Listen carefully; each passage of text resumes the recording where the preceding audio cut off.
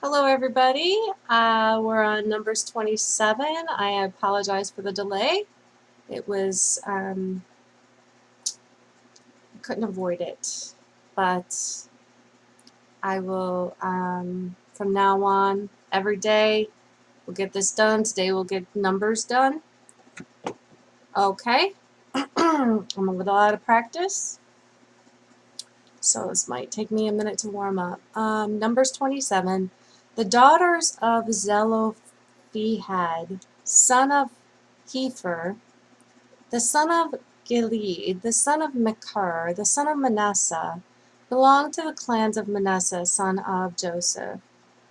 The names of the daughters were Mahlah, Noah, Hoglah, Milcah, and Tirzah. They came forward and stood before Moses. Eleazar the priest, the leaders of the whole assembly at the entrance to the tent of meetings, and said, Our father died in the wilderness. He was not among Korah's followers who banded together against the Lord, but he died for his own sin and left no sons. Why should our father's name disappear from the clan because he had no sons? Give us property among our father's relatives. So Moses brought their case before the Lord. And the Lord said to him, What Zelophehad's daughters are saying is right.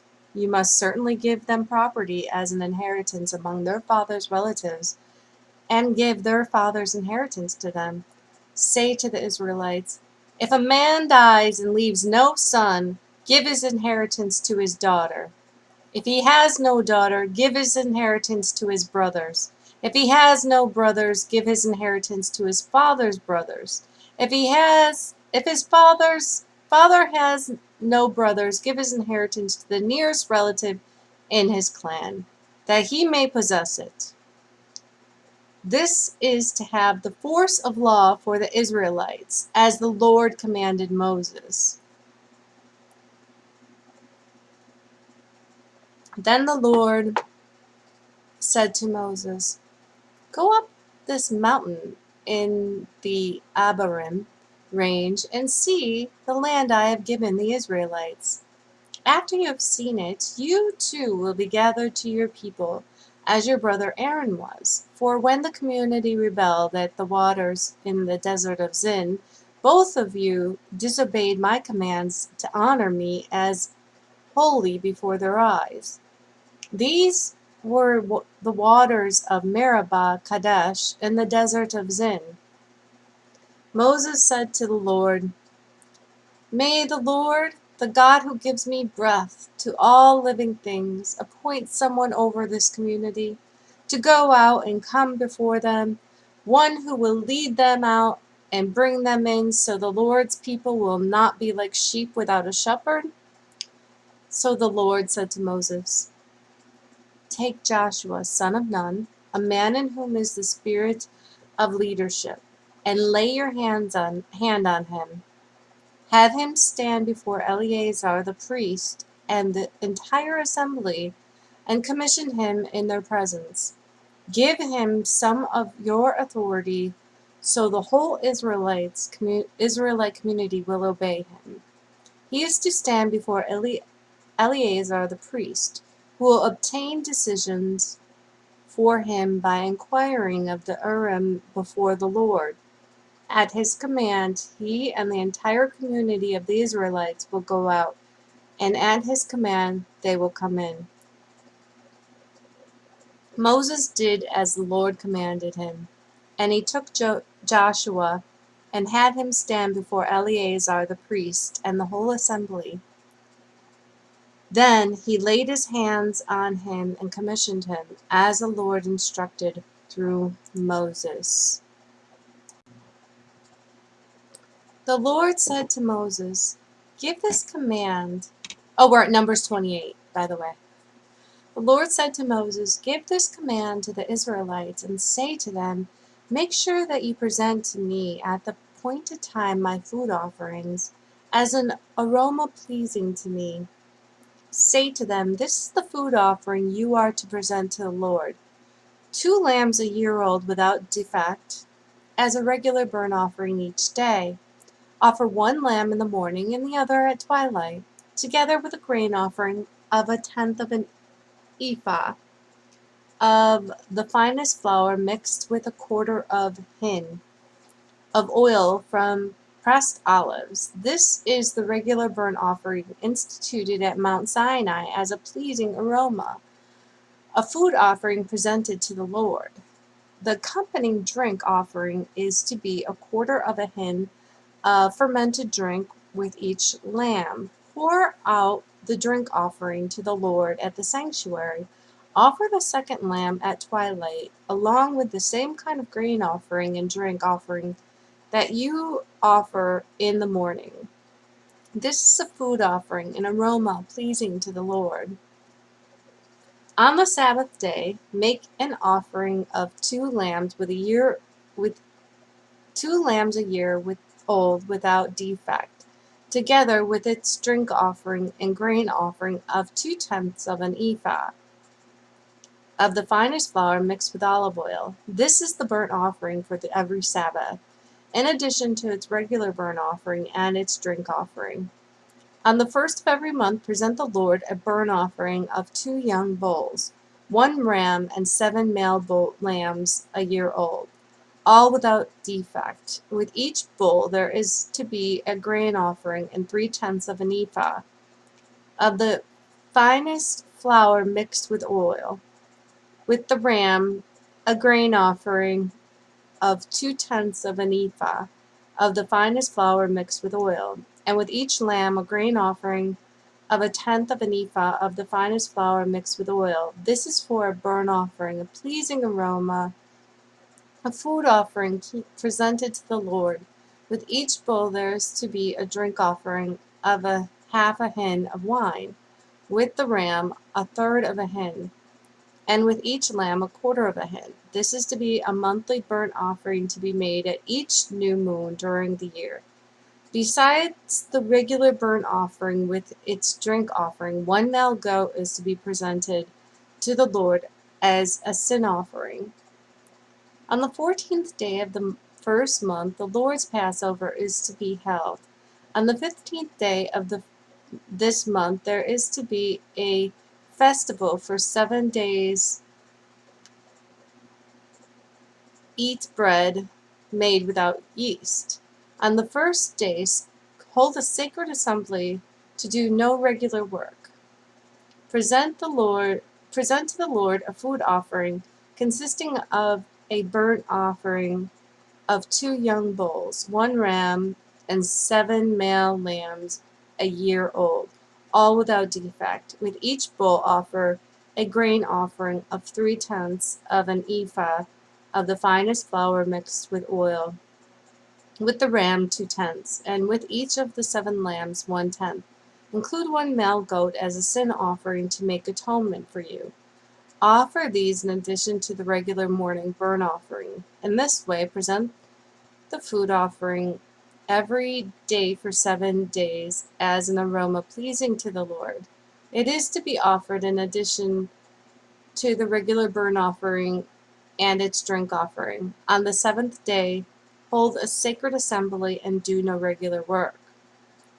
On the day of first fruits, when you present to the Lord an offering of new grain during the festival of weeks, hold a sacred assembly and do no regular work. Present a burnt offering of 2 young bulls, 1 ram, and 7 male lambs as a year old, as an aroma pleasing to the Lord. With each bull there is to be a grain offering of 3/10 of an ephah of the finest flour mixed with oil. With the ram 2/10, and with each of the 7 lambs 1/10. Include 1 male goat to make atonement for you. Offer these together with their drink offerings, in addition to the regular burnt offerings and its grain offering. Be sure the animals are without defect.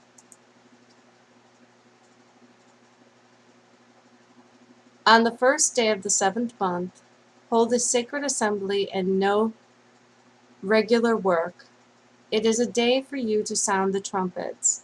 As an aroma pleasing to the Lord, offer a burnt offering of 1 young bull, 1 ram, and 7 male lambs a year old, all without defect. With the bull offer a grain offering of 3/10 of an ephah of the finest flour mixed with olive oil. With the ram 2/10. With each of the 7 lambs 1/10.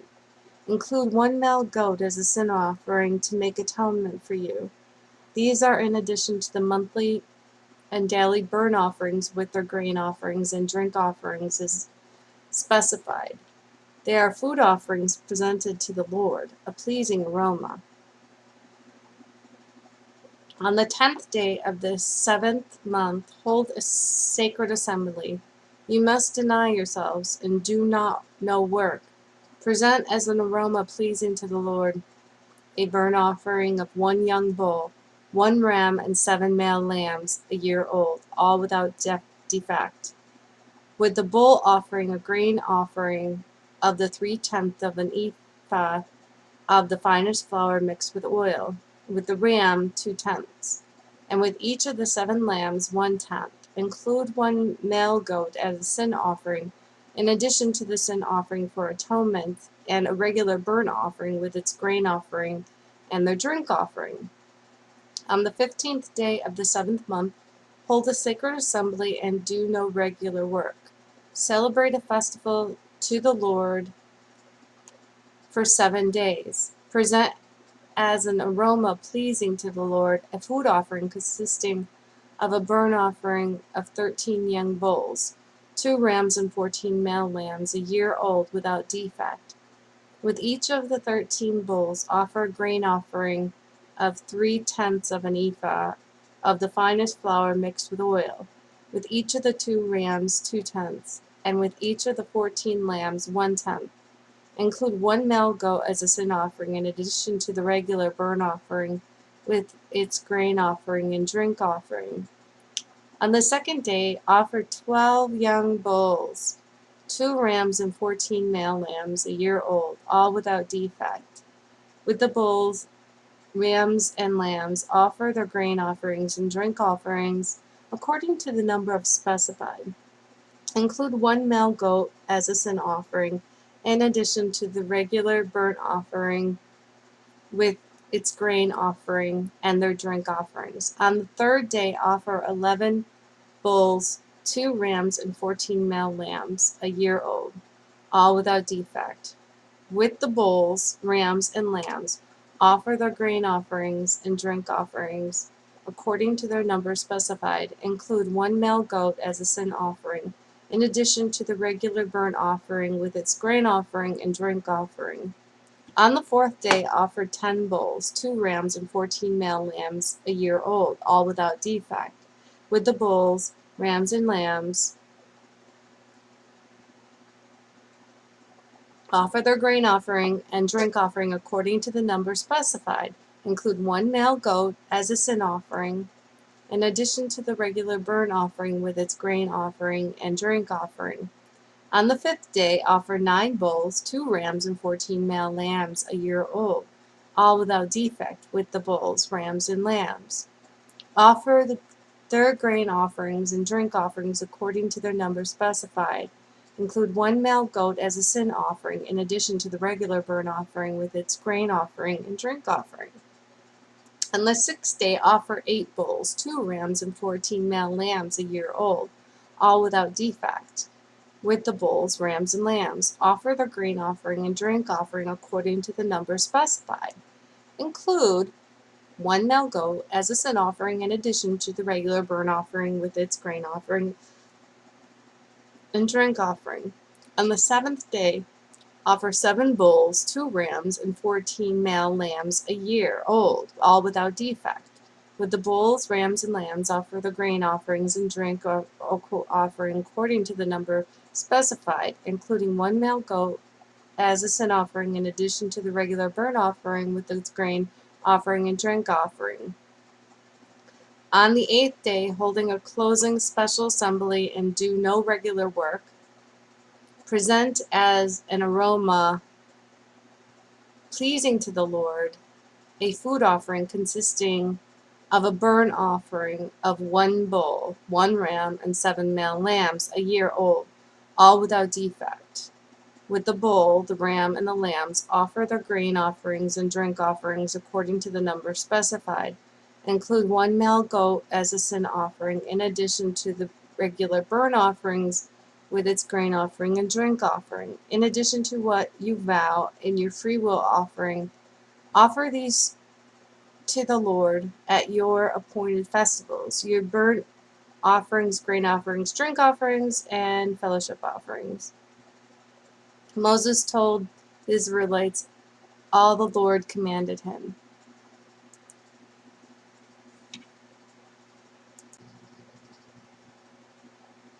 Numbers 30.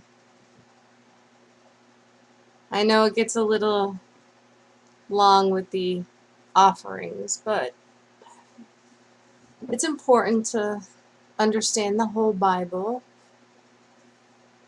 It gets a little redundant, but here we go. Numbers 30. I think we're past the offerings. Moses said to the head of the tribes of Israel, "This is what the Lord commands. When a man makes a vow to the Lord, or takes an oath to obligate himself by a pledge, he must not break his word, but must do everything he said."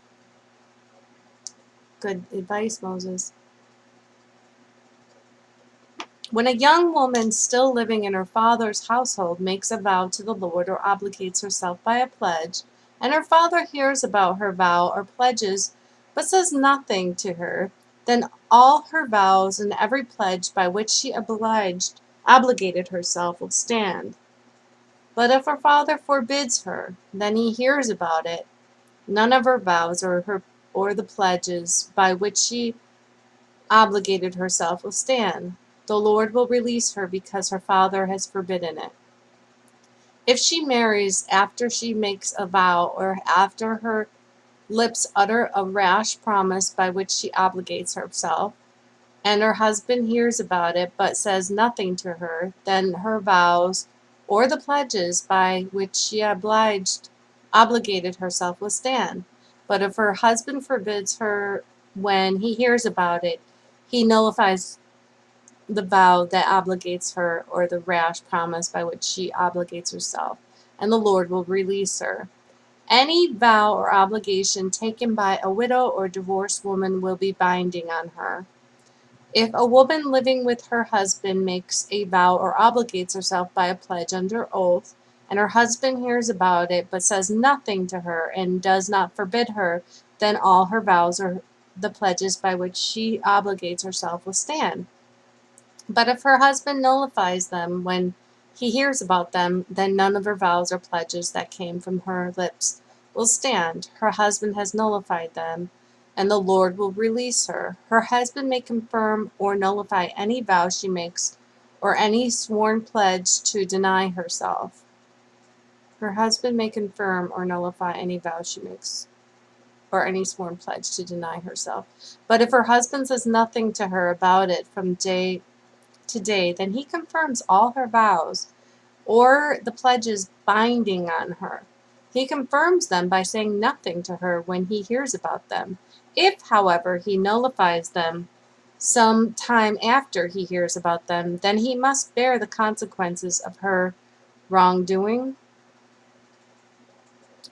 These are the regulations the Lord gave Moses concerning relationships between a man and his wife, and between a father and his young daughter still living at home.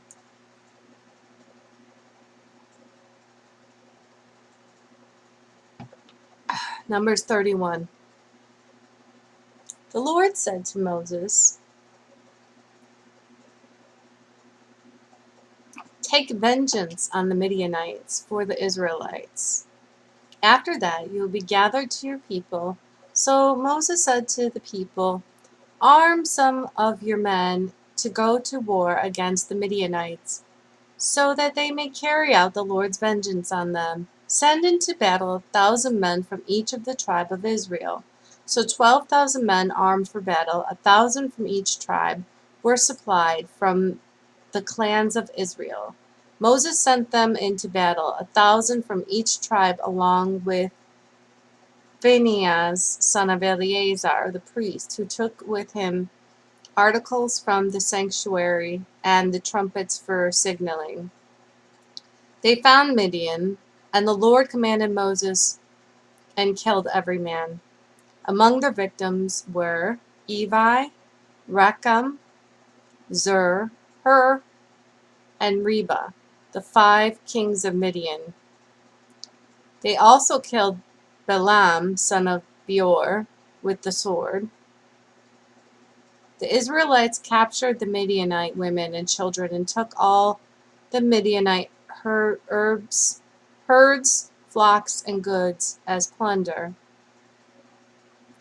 They burned all the towns where the Midianites had settled, as well as their camps. They took all the plunder and spoils, including the people and animals, and brought the captive spoils and plunder to Moses and Eleazar the priest and the Israelite assembly at the camp on the plains of Moab, by the Jordan across Jericho. Moses, Eleazar the priest, and all the leaders of the community went to meet them outside the camp.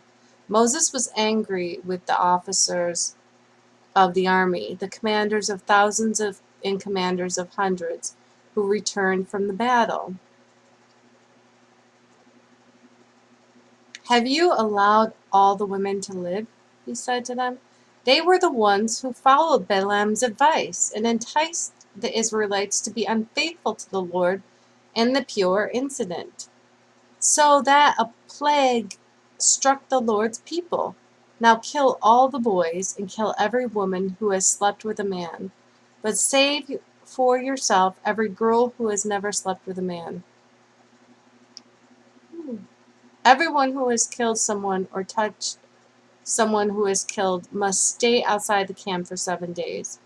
On the 3rd of the 7 days you must purify yourselves and your captives. Purify every garment as well as everything made of leather, goat, hair, or wood.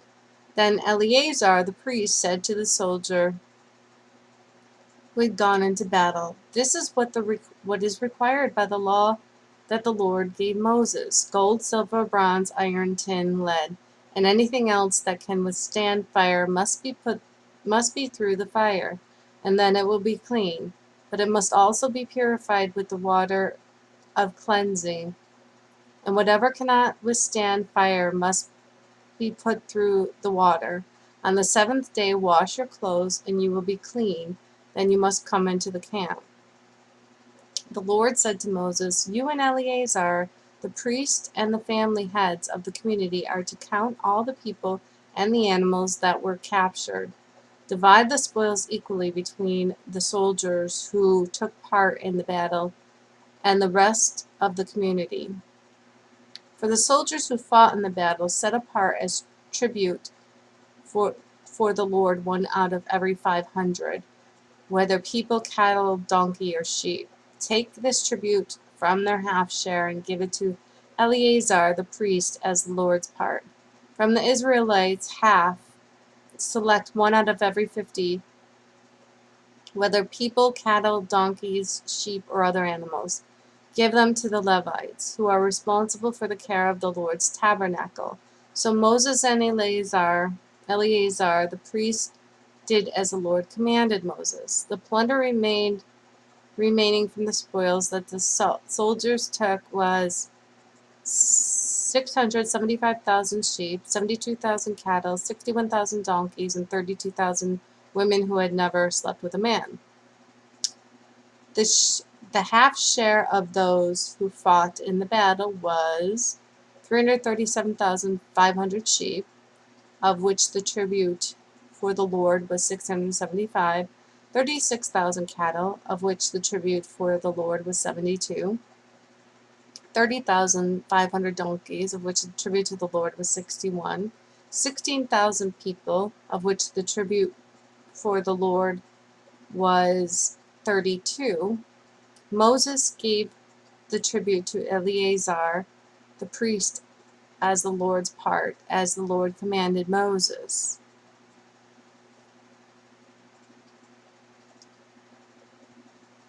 The half belonging to the Israelites, which Moses set apart from that of the fighting men.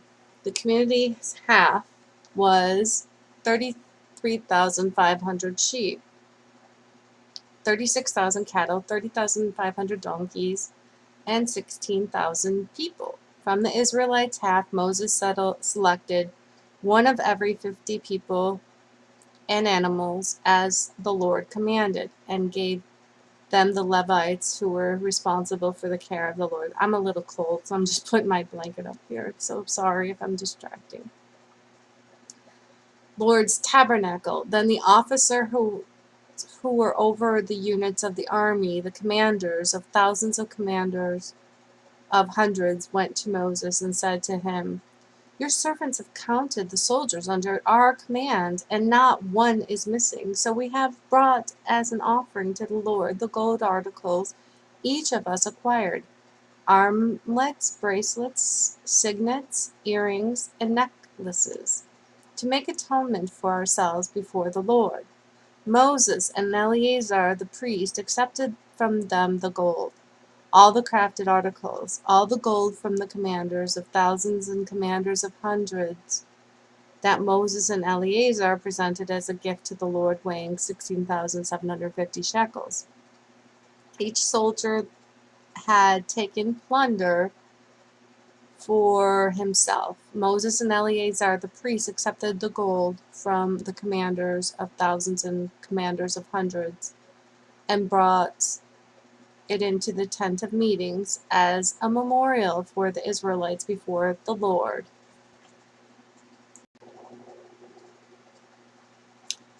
Numbers 32. The Reubenites and Gadites, who had very large herds and flocks, saw that the lands of Jazer and Gilead were suitable for livestock. So they came to Moses and Eleazar the priest and to the leaders of the community and said, "Ataroth, Dibon, Jazer, Nimrah, Heshbon, Elealeh, Sabam, Nebo, and Beon, the land the Lord subdued before the people of Israel, are suitable for livestock, and your servants have livestock. If we have found favor in your eyes," they said, "let this land be given to your servants as our possession. Do not make us cross the Jordan." Moses said to the Gadites and the Reubenites, "Should your fellow Israelites go to war while you sit here? Why do you discourage the Israelites from crossing over into the land the Lord has given them? This is what your fathers did when I set them from Kadesh Barnea to look over the land. After they went up to the valley of Eshcol and viewed the land, they discouraged the Israelites from entering the land, and the Lord had given them. The Lord's anger was aroused that day, and he swore an oath, because they have not followed me wholeheartedly.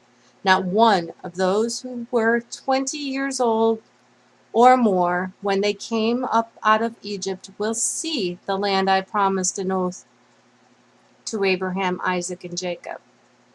Not one, except Caleb's son of Jephunneh the Kenizzite, and Joshua son of Nun, for they followed the Lord wholeheartedly. The Lord's anger burned against Israel, and he made them wander in the wilderness 40 years, until the whole generation of those who had done evil in his sight was gone. And here you are, a brood of sinners, standing in the place of your fathers, and making the Lord even more angry with Israel. If you turn away from following him, he will again leave all his people in the wilderness, and you will be the cause of their destruction." Then they came up to him and said, "We would like to build pens here for our livestock and cities for our women and children." But we will arm ourselves for battle and go ahead of the Israelites until we have brought them to their place. Meanwhile, our women and children will live in fortified cities for protection from the inhabitants of the land. We will not return to our home until each of the Israelites has received their inheritance. We will not receive any inheritance with them on the other side of the Jordan, because our inheritance has come to us on the east side of the Jordan. Then Moses said to them, I have a feeling Moses is going to be mad again. If you will do this, if you will arm yourselves before the Lord for battle, and if all of you who are armed cross over the Jordan before the Lord until he has driven his enemies out before him, then when the land is subdued before the Lord, you may return and be free from your obligation to the Lord and to Israel. And this land will be your possession before the Lord. I guess he wasn't that mad. But if you fail to do this, you will be sinning against the Lord, and you may be sure that your sin will find you out. Build cities for your women and children, and pens for your flocks. But do what you have promised. I don't remember this, ever reading this. The Gadites and Reubenites said to Moses, We, your servants, will do as our Lord commands. Our children and wives, our flocks and herds will remain here in the cities of Gilead. But your servants, every man who is armed for battle, will cross over to fight before the Lord, just as our Lord says. Then Moses gave orders about them to Eleazar the priest and Joshua son of Nun, and to the family heads of Israelite tribes. He said to them, If the Gadites and Reubenites, every man armed for battle, cross over the Jordan with you before the Lord, then when the land is subdued before you, you must give them the land of Gilead as their possession. But if they do not cross over with you armed, they must accept their possession with you in Canaan.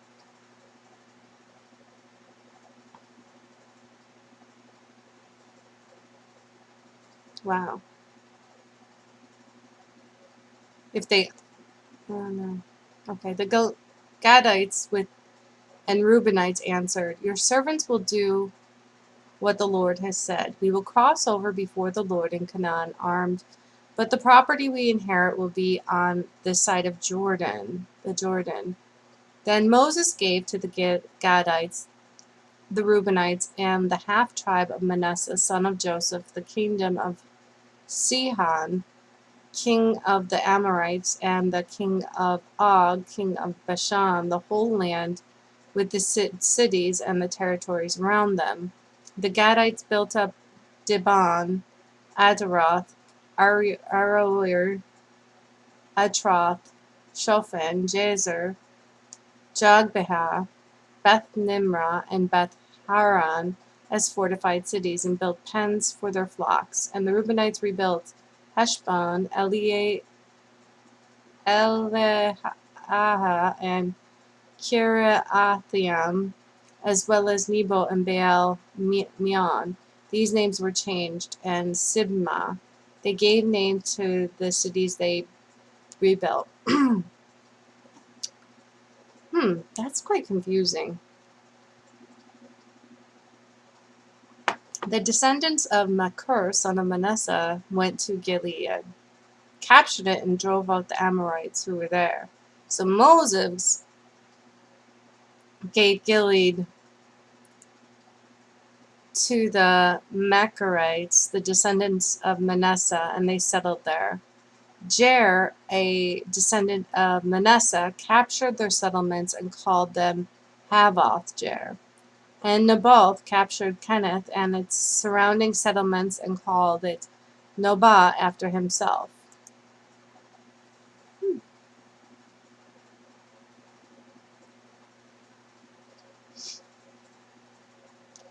Numbers 33. Here are the stages in the journey of the Israelites when they came out of Egypt by divisions under the leadership of Moses and Aaron. At the Lord's command, Moses recorded the stages in their journey. This is the journey by stages. The Israelites set out from Ramses on the 15th day of the first month, the day after the Passover. They marched out defiantly in full view of the Egyptians, who were buying all their firstborn, whom the Lord had struck down among them. For the Lord had brought judgment on their gods. The Israelites left Ramses and camped at Succoth. They left Succoth and camped at Etham, on the edge of the desert. They left Etham and turned back to Pi Hahiroth, to the east of Belal Zaphon, and camped near Migdol. They left Pi Hahiroth and passed through the sea into the desert. And when they had traveled for 3 days in the desert to Etham, they captured at Marah. And they left Marah and went to Elim, where there were 12 springs and 70 palm trees, and they camped there. And they left Elim and camped by the Red Sea. They left the Red Sea and camped in the desert of Sin. They left in this desert of Sin and camped at Dophkah. They left Dophkah and camped at Alush. They left Alush and camped at Rephidim, where there was no water for the people to drink. They left Rephidim and camped in the desert of Sinai. They left the desert of Sinai and camped at Kibroth Hattava. They left Kibroth Hattava and camped at Hazeroth. They left Hazeroth and camped at Rithmah. They left Rithmah and camped at Rimmon Perez. They left Rimmon Perez and camped at Libnah. They left Libnah and camped at Rizah. They left Rizah and camped at Kehelatha. They left Kehelatha and camped at the Mount Shepher. They left Mount Shepher and camped at Haradah. They left Haradah and camped at Machila. They left Machiath and camped at Tahath. They left Tahath and camped at Terah. They left Terah and camped at Mithkah. They left Mithkah and camped at Hashmonach. They left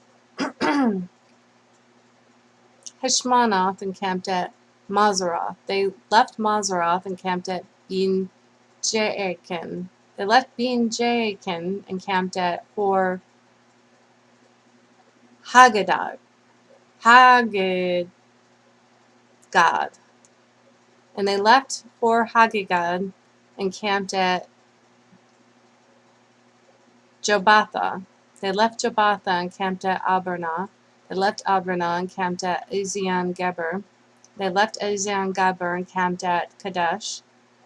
In the desert of Zin, they left Kadesh and camped at Mount Hor, on the border of Edom. At the Lord's command, Aaron and the priest went up Mount Hor, where he died on the first day of the 5th month in the 14th year after the Israelites came out of Egypt.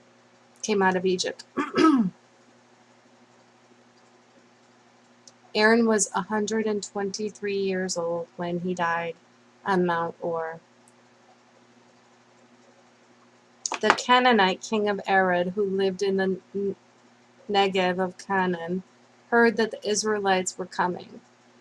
They left Mount Hor and camped at Zalmanah. They left Zalmanah and camped at Punon. They left Punon and camped at Oboth. They left Oboth and camped at Lai Abarim on the border of Moab. They left Ler Abarim and camped at Dibon-Gad. They left Dibon-Gad and camped at Almon Diblatham. They left Almon Diblatham and camped at mountains of Abarim near Nebo. They left the mountains of Abarim and camped on the plains of Moab by the Jordan across from Jericho.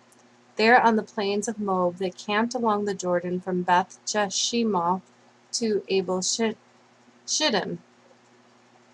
I don't like saying that one. Shittim. I'm sorry. On the plains of Moab by the Jordan across from Jericho, the Lord said to Moses, "Speak to the Israelites and say to them, when you cross the Jordan into Canaan, drive out all the inhabitants of the land before you, destroy all their carved images and their cast idols, and demolish all their high places. Take possession of the land and settle in it. For I have given you the land to possess. Distribute the land by lot according to your clans. To a larger group, give a larger inheritance. To a smaller group, a smaller one. Whatever falls to them by lot will be theirs, distributed according to their ancestral tribes. But if you do not drive out the inhabitants of the land, those you allow to remain will become barbs in your eyes and thorns in your side. They will give you trouble in the land where you will live, and then I will do to you what I plan to do to them." Ooh. Numbers 34. The Lord said to Moses, "Command the Israelites and say to them, when you enter Canaan, the land will be allotted to you as an inheritance is to have these boundaries. Your southern south side will include some of the desert of Zin along the border of Edom. Your southern boundary will start in the east from the southern end of the Dead Sea, across south of Scorpion Pass, continue down to Zin, and go south to Kadesh Barnea. When it will go to Hazar Adar and over to Asmon, where it will turn, join the Wadi of Egypt, and end at the Mediterranean Sea. Your western boundaries will be the coast to the Mediterranean Sea. This will be your boundary on the west. For your northern boundary, run a line from the Mediterranean Sea to Mount Or, and from Mount Or to Lebo Hamath. Excuse me. Then the boundary will go to Zedad, continue to Zephron, and end at Hazar Anan. This will be your boundary on the north. For your eastern boundaries, run a line from Hazan Anan to Shapam. The boundary will go down from Shapam to Riblah on the east side of Ain and continue along the slope east of the Sea of Galilee. Then the boundary will go down along the Jordan and end at the Dead Sea. This will be your land, with its boundaries on every side. Moses commanded the Israelites, "Assign this land by lot as an inheritance. The Lord has ordered that if it be given to the 9.5 tribes, because the families of the tribe of Reuben, the tribe of Gad, and the half-tribe of Manasseh have received their inheritance. These 2.5 tribes have received their inheritance east of the Jordan, across from Jericho towards the sunrise." The Lord said to Moses, "These are the names of the men who are assigned the land for you as an inheritance: Eleazar the priest and Joshua son of Nun. And appoint one leader from each tribe to help assign the land. These are their names: Caleb son of Jephunneh from the tribe of Judah, Shemuel son of Ammihud from the tribe of Simon, Eldad son of Kislon from the tribe of Benjamin, Buki son of Jogli, the leader from the tribe of Dan, Haniel son of Ephod, the leader from the tribe of Manasseh son of Joseph, Kemuel son of Shiftan, the leader from the tribe of Ephraim son of Joseph, Elizaphan son of Parnek, the leader from the tribe of Zebulun, Paltiel son of Azan, the leader from the tribe of Isaacar, whatever. Ahahud, son of Shelomim, the leader from the tribe of Asher. Pedahel, son of Ammihud, the leader from the tribe of Naphtali. These are the men the Lord commanded to assign the inheritance to the Israelites in the land of Canaan. Numbers 35. Okay. On the plains of Moab by the Jordan across from Jericho, the Lord said to Moses, "Command the Israelites to give the Levites towns to live in from the inheritance the Israelites will possess, and give them pasture lands around the towns. Then they will have towns to live in and pasture lands for the cattle they own and all their other animals. The pasture lands around towns that you give the Levites will extend 1,000 cubits from the town wall outside the town, measure 2,000 cubits on the east side, 2,000 on the south side, 2,000 on the west, and 2,000 on the north. In the town in the center, they will have this area as pasture land for the towns. 6 of the towns you give the Levites will be cities of refuge, to which a person who has killed someone may flee. In addition, give them 42 other towns. In all, you must give the Levites 48 towns, together with their pasture lands. The towns you give the Levites from the land the Israelites possess are to be given in proportion to the inheritance of each tribe. Take many towns from a tribe that has many, but few from one that has few." Then the Lord said to Moses, "Speak to the Israelites and say to them, when you cross the Jordan into Canaan, select some towns to be your cities of refuge, to which a person who has killed someone accidentally may flee. They will be places of refuge from the avenger, so that anyone accused of murder may not die before they stand trial before the assembly. These 6 towns you give will be your cities of refuge. Give 3 on this side of the Jordan and 3 in Canaan as cities of refuge. These 6 towns will be a place of refuge for Israelites and for foreigners residing among them, so that anyone who has killed another accidentally can flee there.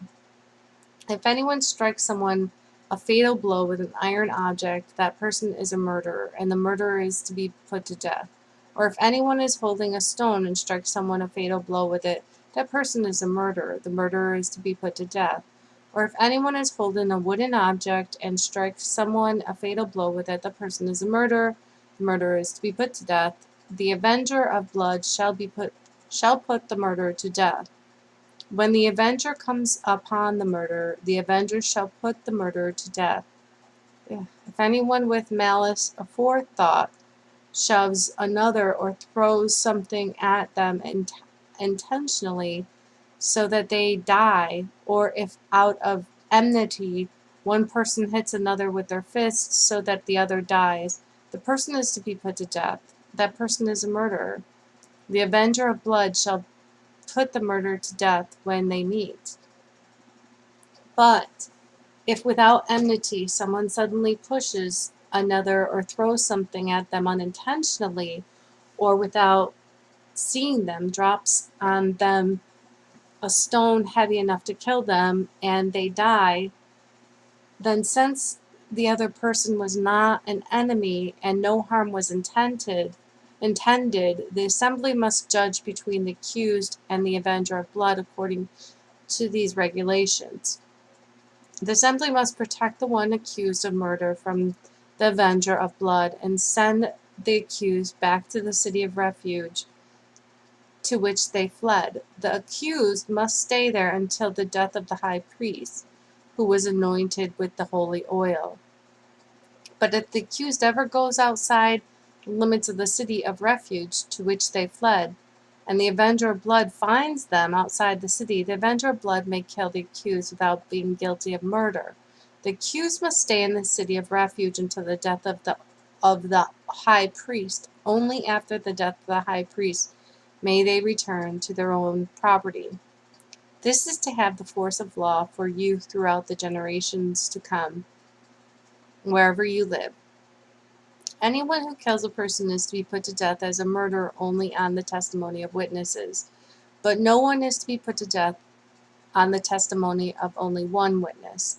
Do not accept a ransom for the life of a murderer who deserves to die. They are to be put to death. Do not accept a ransom for anyone who has fled to the city of refuge and so allows them to go back and live on their land before the death of the high priest. Do not pollute the land where you are. Bloodshed pollutes the land, and atonement cannot be made for the land on which blood has been shed, except by the blood of the one who shed it. Do not defile the land where you live and where I dwell, for I, the Lord, dwell among the Israelites. Numbers 36. The family heads of the clan of Gilead, son of Machir, the son of Manasseh, who were from the clans of the descendants of Joseph, came and spoke before Moses, the leaders, the heads of the Israelite families. They said, "When the Lord commanded my Lord to give the land as an inheritance to the Israelites by lot," excuse me, sorry.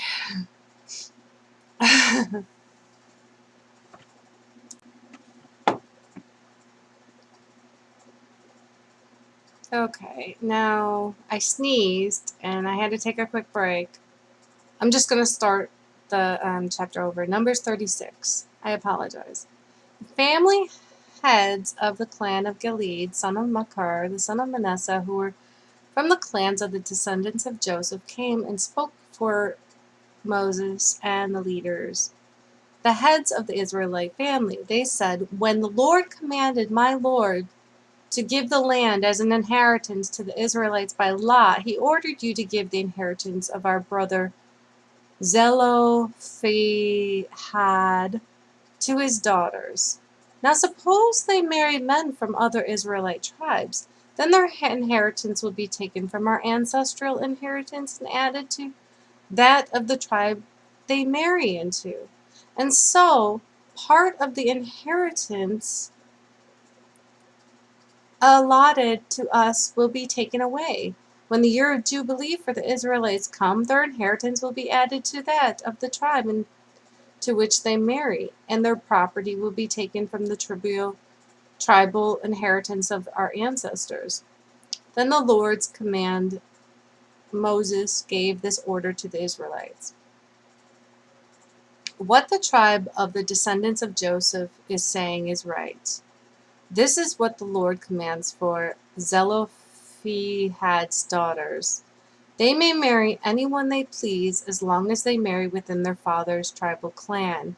No inheritance in Israel is to pass from one tribe to another, for every Israelite shall keep the tribal inheritance of their ancestors.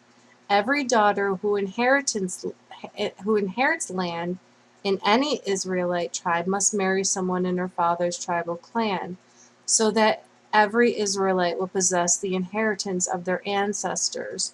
No inheritance may pass from one tribe to another, for each Israelite tribe is to keep the land it inherited. So Zelophehad's daughters did as the Lord commanded Moses. Zelophehad's daughters, Mahlah, Tirzah, Haglah, Milcah, and Noah, married their cousins on their father's side. They married within the clans of the descendants of Manasseh, son of Joseph, and their inheritance remained in their father's tribe and clan. These are the commands and regulations the Lord gave through Moses to the Israelites on the plains of Moab by the Jordan across from Jericho. And that concludes Numbers. Numbers took a while. I was trying to get through it fast, but Moses did take a while.